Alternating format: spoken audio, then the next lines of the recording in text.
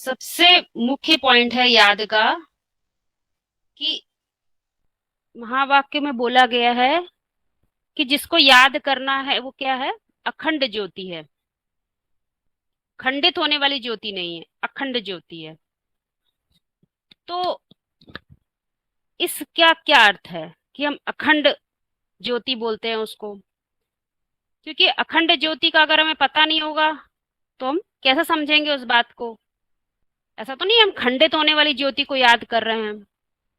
तो ज्योति होती है, स्थूल में भी वो हमको क्या देती है, प्रकाश देती है। हम कुछ देखने लग जाते हैं, उसके प्रकाश में हमारे आंखें कुछ देखने लग जाती। बाकी कोई इंद्रिय इतनी उसमें कार्य नहीं करती। मुख्य कौन सी इंद्रिय कार्य करती है? हमारी दृष्टि। हमारी दृष्टि का देखने का जो एंगल होता है, देखने का जो क्षेत्र होता है वो बढ़ जाता है। जितना हम देख पा रहे थे अब उससे ज्यादा देखते हैं, क्योंकि वहां पर प्रकाश हो गया। तो ये प्रकाश हमें सीमित एक क्षेत्र तक देखने की व्यवस्था कर देता है। अब आगे आते हैं। तो अखंड ज्योति की बात क्या है? वो ज्योति, एक स्थूल में भी ज्योति जलाते हैं, उसमें निरंतर घी डालते रहते, घी डालते रहते हैं, तो कहते हैं ये अखंड ज्योति है, हमेशा जलती रहेगी। अब शिव को अखंड ज्योति कहते हैं, परमात्मा को क्या कहते हैं? अखंड ज्योति स्वरूप है। परमात्मा जिसको तुम याद करते हो वो क्या चीज है? कहते हो अखंड ज्योति स्वरूप है। परंतु खाली अखंड ज्योति को भी नहीं याद करना है। परंतु अखंड ज्योति है क्या, इसको पहले समझ लेते हैं। ज्योति मतलब होता है प्रकाश। प्रकाश का अर्थ अध्यात्म में कोई जड़ नहीं होता है, प्रकष्ट रूप से काश्य स्मृति का तेज होता है। स्मृति में हमारे अंदर जो बात है हम उसी स्तर पर मौजूद हैं, वही हम हैं। अर्थात आत्मा समझा है, समझ लिया। जो ज्ञान हमने जान लिया, वो समझ लिया, सोई हम उसी स्तर पर हैं। उसी स्तर पर हमारी कॉन्शियसनेस है, हमारी चेतना है। तो वहां पर क्या कहेंगे, हमें उतनी समझ है, वहां तक हमारी मन बुद्धि प्रकाशित है। उस स्तर पर मान लीजिए हम दूसरी मंजिल पर खड़े हैं, तो उस स्तर पर खड़े होकर हम जितना देख सकते हैं वो हमारी देखने की क्षमता है। परंतु वो खंडित ज्योति है। खंडित कैसे हो गई? दुनिया में भी दिखाया है कि भारत को अखंड बोला है, भारत को अखंड भूमि बोलते हैं। बाकी देश को भी क्या बोल देते हैं? खंडित होने वाले हैं। तो यानी कि भा मतलब होता है ऐसी रोशनी करने वाली, ऐसी रोशनी हो जाए जो रोशनी कभी खंडित ना हो। ऐसी रोशनी में रत रहने वाले पुरुषार्थी हैं। तो वो क्या करते हैं? ऐसी रोशनी को पकड़ते हैं, ऐसे ज्ञान को समझते हैं, प्रकट रूप से ऐसी स्मृति का स्तर बनाते हैं ताकि वो जो अखंड ज्ञान है, जो ज्ञान समय स्थान वायुमंडल के आधार पर बदलेगा नहीं, हम उस ज्ञान को बुद्धि से पकड़ लेते हैं और निरंतर उसी स्मृति में रहने का पुरुषार्थ करते हैं, स्लिप ना हो बुद्धि से। तो क्या कहेंगे? यानी हमने स्मृति में ऐसे ज्ञान को जगह दे दी जो अखंड है। अब वो ज्योति हमारे माइंड में काम करती है।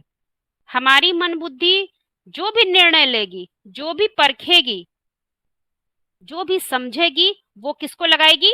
अखंड ज्ञान को। तो उसको लगाते हैं तो क्या कहेंगे? स्मृति में वो ज्ञान है। तो बात क्या होती है कि अब खाली अखंड ज्योति को पकड़ लिया, खाली हमने यूनिवर्सल नॉलेज को पकड़ लिया तो काम नहीं चलता, क्योंकि यूनिवर्सल नॉलेज तो स्लिप हो जाती है बुद्धि से। जिस बात को समझने के लिए महावाक्यों में कहा जाता है कि बिंदु याद करेंगे तो स्लिप हो जाएगा, आज रहेगा कल उड़ जाएगा, क्योंकि उससे निरंतर याद नहीं बनी रहती है। तो महावाक्य में पॉइंट आता है, एक्यूरेट याद करना है, एक्यूरेट। तो अब एक्यूरेसी क्या है, किस बात में एक्यूरेट है? कुछ सोचने में समझने में जरूर हमसे गलती होती है तो एक्यूरेसी नहीं रहती।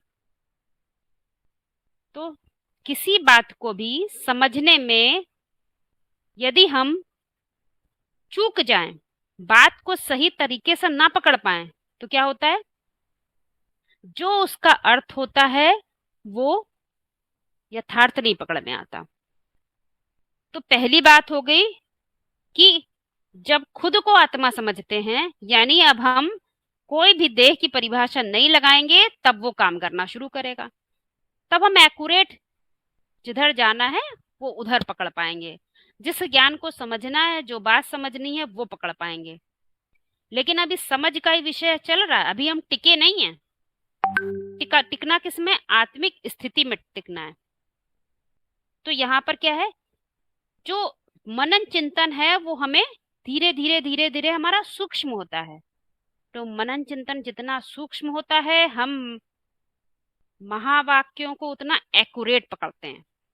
और जितना बात एक्यूरेट पकड़ में आ गई, 2 और 3 को जोड़ के 5 पकड़ में आ गया समझना, इतनी एक्यूरेसी से बात, तो वो बात बुद्धि से कभी भी स्लिप नहीं हो सकती। वो बात, वो ज्ञान, वो तंत्र, वो सार कभी भी बुद्धि से क्षरित नहीं हो सकता। अब इसी से जुड़ा एक और पॉइंट पर समझते हैं कि मुरलियों में हर बात के लिए संकेत दिए जाते हैं।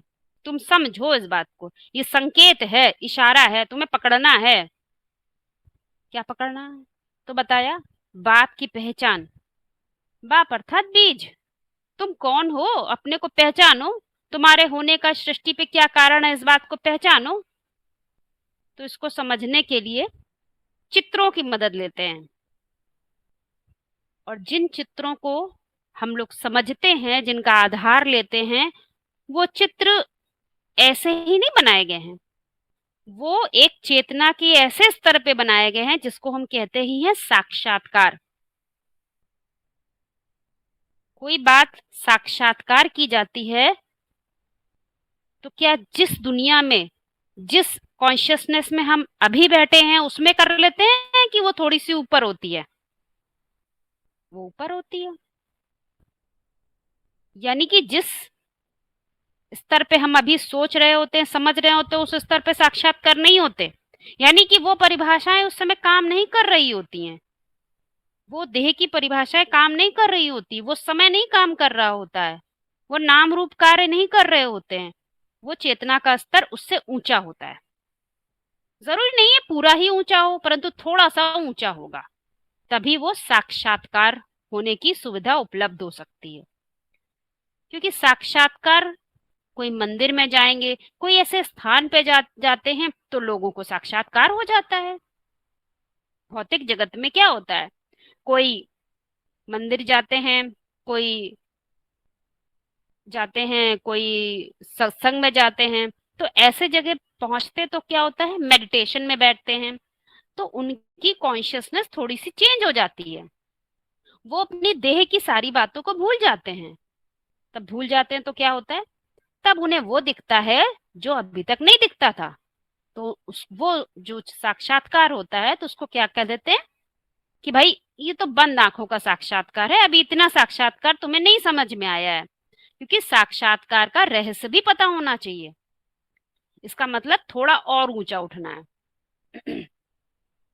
तो ये बात समझनी होती है कि त्रिमूर्ति के जो चित्र हैं वो साक्षात्कार के द्वारा बने हैं, इसलिए वो हमें कोई जड़ मीनिंग नहीं देते, वो हमें सीधी सीधी कोई मीनिंग नहीं देते, कोई सीधा सीधा अर्थ नहीं देते।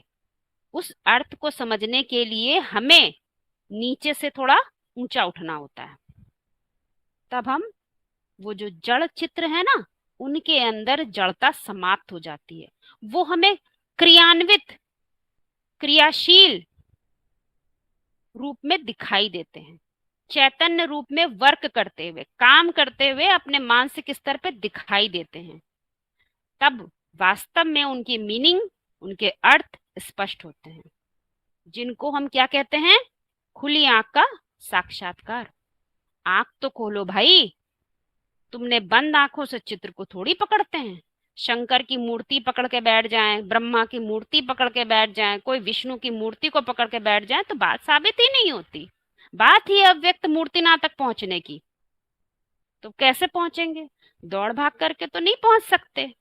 हाँ, मनन चिंतन करके बुद्धि को सूक्ष्म बनाकर, हर बात के संकेत को पकड़कर, इशारे को समझकर बुद्धि सूक्ष्म होकर उस स्थिति तक पहुंच सकती है। यहाँ तक सभी को स्पष्ट हो रहा है? कोई प्रश्न हो तो पूछ लें, फिर आगे बढ़ें।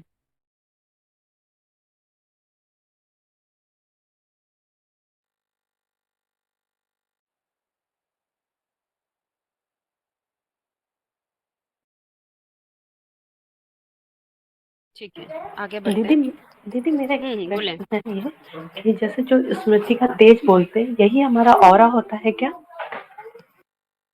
देखिए, ऑरा का जो कनेक्शन है ना, ये तो स्थूल में डेफिनेशन बनाई गई है। ऑरा वास्तव में होता क्या है, हम जिस कॉन्शियसनेस में होते हैं, हमारा हमारा जो चेतना का स्तर है ना, वो वहां पर होता है, तो हम चीजों को भी उसी लेवल पर देखते हैं। ये सब प्रैक्टिकल बातें आप लोग कभी अनुभव करेंगे तो दिखाई देगी। हमें जो चीजें हमारे लेवल पर देखने लायक नहीं है वो हमें नहीं दिखाई देंगी। हम जो देखना चाहेंगे वो ही दिखाई देगा। एक एग्जाम्पल ले लेते हैं। एक इंजीनियर है और एक डॉक्टर है। दो लोग खड़े हैं, एक ही बात प्रॉब्लम को सॉल्व करना है। अब इंजीनियर को तो अपनी इंजीनियरिंग बुद्धि में है, तो वो उन कॉन्सेप्ट को बुद्धि में रख के उस बात को चिंतन करेगा। उसको डॉक्टर वाली चीजें नहीं दिखाई देंगी। ऐसे ही जो डॉक्टर है उसी प्रॉब्लम को सॉल्व करेगा, लेकिन उसका नजरिया क्या होगा? एक डॉक्टर का। उसने जो डॉक्टर के कंसेप्ट पढ़े होंगे वो उसके दिमाग में काम कर रहे होंगे, वो उसी कॉन्शियसनेस में होगा, तो वो उस चीज को वैसे ही अप्लाई करेगा, वैसे ही सॉल्व करेगा। इसी तरह से जब कोई व्यक्ति किसी से बात करता है तो उसका अपना एक ऑरा अर्थात उसका एक दायरा होता है, उसके विचारों का एक दायरा होता है। तो जिस दायरे में उसकी सोच होती है उसको ही डेफिनेशंस दे देते हैं हम ऑरा, कि एक अलग से कुछ बना होता है। स्थूल यंत्रों से उन चीजों को नहीं देखा जा सकता, तो उसको एक नाम दिया गया है। परंतु आध्यात्म में तो हर बात को समझना होता है ना, तो समझना अर्थात मन बुद्धि के स्तर पर उस बात को, उसकी डेफिनेशन को क्लियर कर लेना। ठीक है? जी दीदी। चलिए, फिर एक पॉइंट आता है। साक्षात्कार की बात सभी को स्पष्ट हो गई ना? क्योंकि जब तक हम उस स्तर पे उस बनाई हुई मूर्ति को, चित्र को नहीं देख रहे हैं, साक्षात्कार तो ऊंची स्थिति में बनाए गए ना, थोड़ा सा ही ऊंचा रहे, लेकिन देह की स्थिति में तो नहीं बनाए गए हैं। तो जरूर चित्र कोई गुह्यार्थ बता रहे हैं, और वो गुह्यार्थ चेतना के स्तर पर है। तो वो किसी और के अंदर देखेंगे तो बात ही नहीं साबित होगी, क्योंकि ये ज्ञान ही अपने को ऊंचा उठाने का है। खुदा आता है ये खुद ही को जागृत करने। महावाक्यों में एक बात कही जाती है कि शरीर को याद नहीं करना है, आत्मा को याद करना है। याद का कनेक्शन ध्यान रखिएगा। याद, शरीर को याद नहीं करना है, आत्मा को याद करना है। तो अब हम त्रिमूर्ति के चित्र पे आ जाएं। त्रिमूर्ति के चित्र में हमें तीन चित्र दिखाए गए हैं। वो तीन पुरियों के रूप में है, धाम के रूप में है। क्योंकि मनुष्य की जैसी स्थिति है, जैसे कि वो उसी धाम में उसका अस्तित्व है, वो एग्जिस्ट करता है, इसीलिए वो तीन पुरियां हैं, तीन धाम हैं। तो अब समझाया जाता है, बताया जा रहा है, शरीर को मत याद करो। तो अब हम, चूंकि हम आध्यात्म पढ़ रहे हैं, ये तो प्योर आध्यात्मिक ज्ञान है, तो यहाँ पर हम ये जो शरीर मिला है हमको इस दुनिया में, इसकी बात नहीं है। क्योंकि आध्यात्म में प्रवेश कर गए तो बात ही बिल्कुल अपोजिट हो जाती है, विपरीत हो जाती है। अब इस देह का ज्ञान तो दिया नहीं जाएगा, वो ज्ञान ही किसका है? अध्यात्म का। मन बुद्धि के स्तर पे आ जाओ। तो अब बात बड़ी विचित्र लगती है देखने में कि ये शरीर को भूल जाए। कैसे भूल जाए? इस नाम रूप को नहीं भूल सकते। तो ये समझने की वास्तव में बात है कि जैसे एग्जाम्पल लेते हैं आप लोगों के लिए तो समझ में आएगी बात। कि जैसे कोई मेल है, वो जब छोटा बच्चा था तो उसको अपने अपने स्टूडेंट होने का भान होता है। मैं एक स्टूडेंट हूँ, तो शरीर तो वही रहता है, पर वो उसी शरीर को कैसे यूज कर रहा था, एक स्टूडेंट के भान में।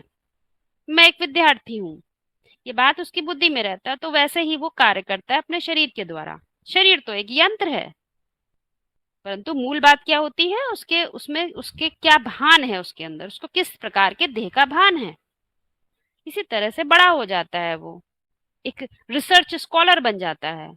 अब वो रिसर्च कर रहा है, तो अब वो एक स्टूडेंट नहीं है, वो क्या है, एक रिसर्चर है।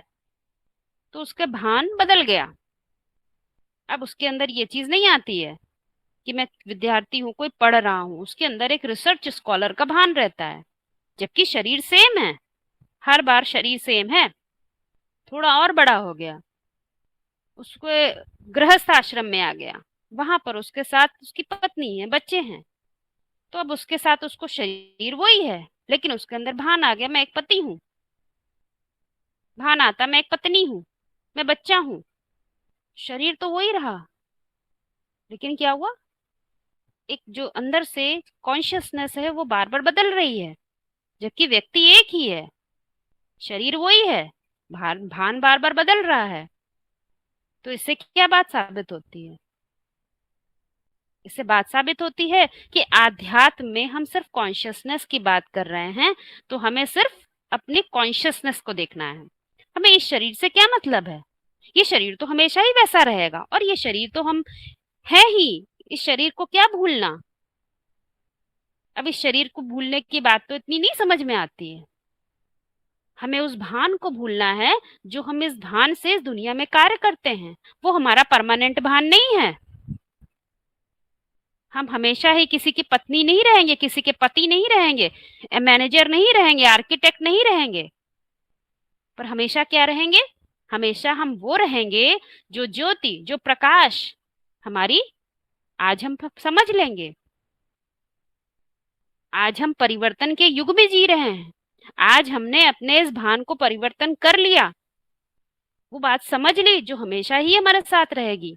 तो क्या होगा, हम हमेशा ही भारतवासी बन के रहेंगे, दुनिया को प्रकाश देने के निमित्त बनते रहेंगे, गाइड कर सकेंगे, सत्य का झंडा ऊंचा कर सकेंगे, दुनिया को अंधकार से हटा सकेंगे, विजय रखेंगे, भारत को नीचे गिरने नहीं देंगे। तो ये कॉन्शियसनेस किसके स्तर पे काम हो रहा है। चोला तो है, ये तो शरीर है, यंत्र है, वो तो हमेशा ही मिलता रहता है, परंतु यंत्र को कोई कैसे यूज कर रहा है वो उसकी कॉन्शियसनेस पर निर्भर करता है, उसके चेतना के स्तर पर निर्भर करता है। ये पॉइंट सभी को स्पष्ट हो रहा है, इसमें कोई प्रश्न तो पूछें। ठीक है, यानी कि शरीर को याद करना जब हम कहते हैं तो ये स्थूल शरीर की बात नहीं है, वो देह भान की बात है। जिस भान में हम जी रहे हैं भाई, वो परमानेंट नहीं रहने वाला है। हम बुढ़े हो जाएंगे तो हमको मैनेजर की नौकरी से हटा दिया जाएगा, तब हम मैनेजर नहीं रहेंगे। तो क्या हुआ, हमें ये बात हमेशा ध्यान रखनी है कि याद, जब याद की बात है तो होती है तो हम तुरंत स्मृति के स्तर पर रहें, हमारी स्मृति में क्या बात है। इसीलिए कहा जाता है शरीर को मत याद करो, किसको याद करो, आत्मा को याद करो। यानी जो भान हमेशा नहीं रहेगा उसको नहीं याद करना है, जो हमेशा रहेगा वो याद करो। तो वो आत्मा को याद करना, वो कौन सी आत्मा है, तो बता दिया, भारत नाम है उसका। वो व्यक्तित्व तो कौन है, भारत, जो ऐसी रोशनी ग्रहण करता है जो हमेशा ही जन्म जन्मांतर सबको सत्य में प्रकाशित करता रहे, राह दिखाता रहे। चलिए अगला पॉइंट समझते हैं। याद का विकर्म विनाश से कनेक्शन बताया जाता है। याद का क्या कनेक्शन है, सीधा विकर्म विनाश से।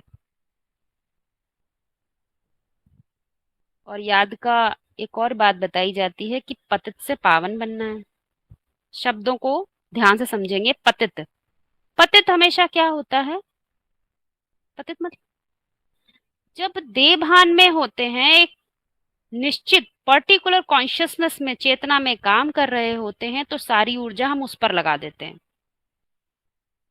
मान लीजिए हमारी कोई दुकान है, हम दुकानदार हैं, तो अब हम दुकानदार होने की काम में ही सारी अपनी ऊर्जा लगा देंगे।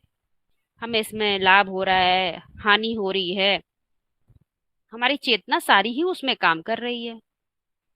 तो हमारी स्मृति से सत्य उड़ता जाएगा धीरे धीरे, क्योंकि दुकानदारी कर रहे हैं, किसी बिजनेस में बुद्धि लगी है, तो हम कैसे हो गए? बिजनेस करने वाले हो गए, भारतवासी तो नहीं रहे। फिर क्या हो गए? विपरीत देश में आ गए। हमारी चेतना कहाँ काम करी? हम दुकानदार बन गए, हम मैनेजर बन गए, हम आर्किटेक्ट बन गए, हम डॉक्टर बन गए। तो हमारे बुद्धि से क्या उड़ गया? आप लोग को साफ ये बात स्मृति के स्तर पर दिखाई देगी कि हमारी बुद्धि से सत्य उड़ गया, दूर हो गए। तो क्या होगा? सत्य जैसे कि क्षरित हो गया हमारी बुद्धि से, तो क्या हो गए? पतित हो गए। अब यही बात रिपीट होती चली जाती है जन्म जन्मांतर, तो हमारी बुद्धि नीचे नीचे नीचे आते आते एकदम देभान में आ जाती है। मूल सत्य से जो अखंड सत्य था वो बुद्धि में नाम मात्र रह जाता है, बाकी सत्य तो उड़ उड़ जाता है। तो क्या हो गया? जब बुद्धि में पूरी सत्यता थी, पूरी प्योरिटी थी, तो पावन थे। फिर धीरे धीरे मन बुद्धि कैसी हो गई? पतित हो गई, गिर गए। तो याद का सीधा कनेक्शन किससे है? विकर्म। विकर्म कौन करता है? जब हम किसी न किसी, जो हम नहीं हैं, जो हमें हमेशा, हम तक दुकानदार हमेशा नहीं रहेंगे, लेकिन हम दुकानदारी में ही बुद्धि हमारी लगी है पूरे टाइम। तो क्या करेंगे? कर्म करेंगे, श्रेष्ठ कर्म करेंगे कि विकर्म करेंगे?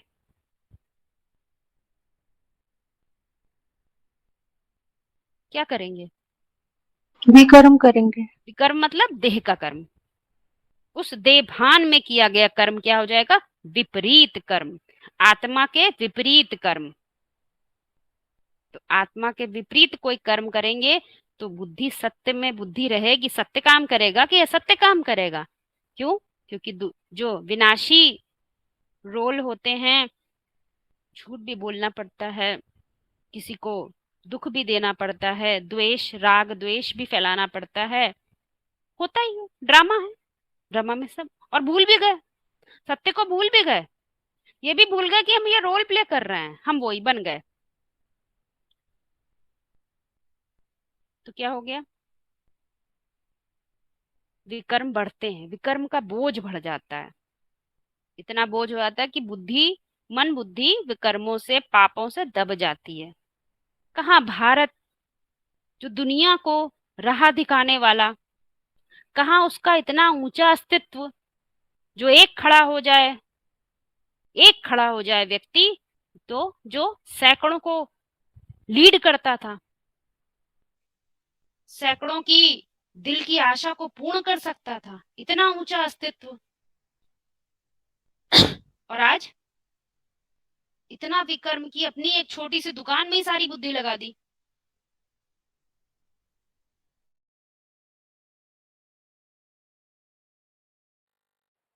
तो क्या होता है कि जैसे कि बोझ अनुभव होता है, अपनी स्मृति में एक बोझ अनुभव होता है। स्मृति इतनी सूक्ष्म नहीं होती है, बात को इतना समझ नहीं पाते।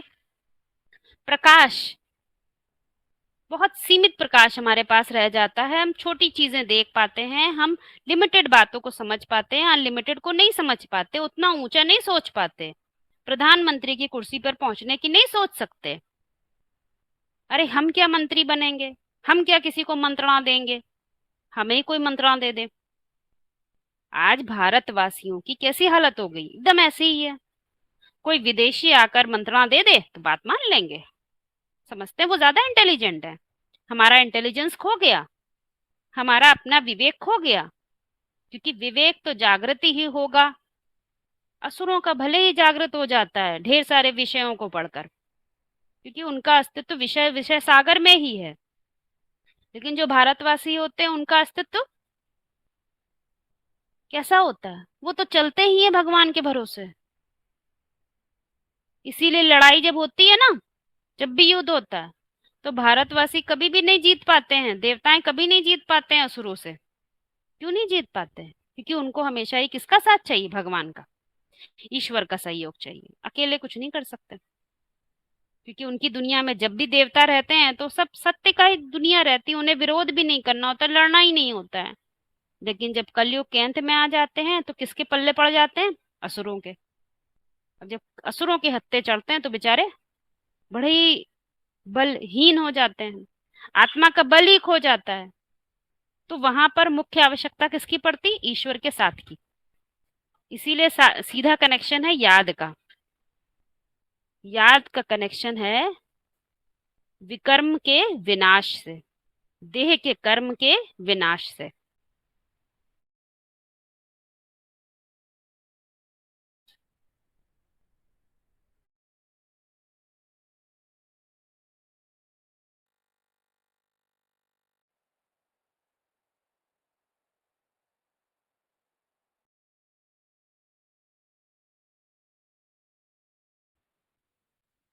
कोई प्रश्न है किसी का?